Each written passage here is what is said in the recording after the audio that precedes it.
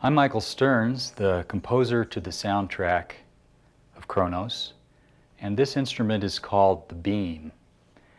The beam is certainly the most unique instrument I used in the composition of the score to Chronos.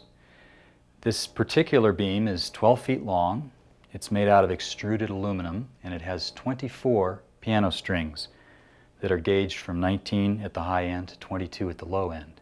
These strings are picked up by a large magnetic pickup, similar to the pickup that you'd find on an electric guitar or an electric bass. The beam was designed by John Lazelle, and I was introduced to it by Francisco Lupica, who had built 4 or 5 of these instruments out of cast iron. Francisco's instruments were quite heavy and very hard to move around, so when it came time to build my own instrument, I chose extruded aluminum as the material so that I could actually pick it up myself and move it around. And also the aluminum has a very resonant sound to it. It's what I call an instrument of discovery.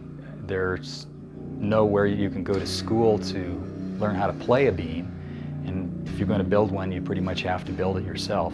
So every time you sit down to play it, or many times when you sit down to play it, you're discovering new things about the instrument. And that really spoke to me in terms of the composition of the score for Chronos. Chronos was originally presented as a 6.0 IMAX discrete surround soundtrack, and it was the first opportunity that I'd had to compose for 6.0.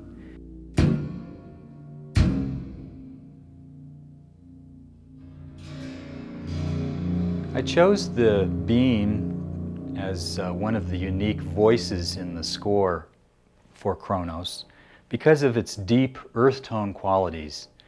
There really was no other musical instrument at my disposal in my collection that could even come close to the wonderful musicality in the low earth tone range that the beam gives us.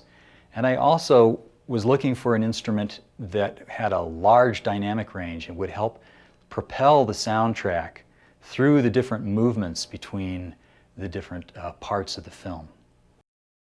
I often look for unusual instruments and many times have to build them myself, as in the case of this instrument.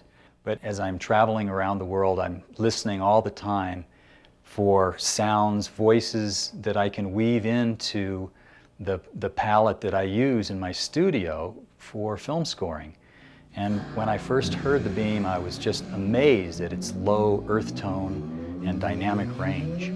And also it has a certain sense of sustain that's just acoustic sustain that's just wonderful. So in thinking about the soundtrack to Chronos, I was curious as to what kind of musical voice I could use to create these transitions between the different major moments of the film.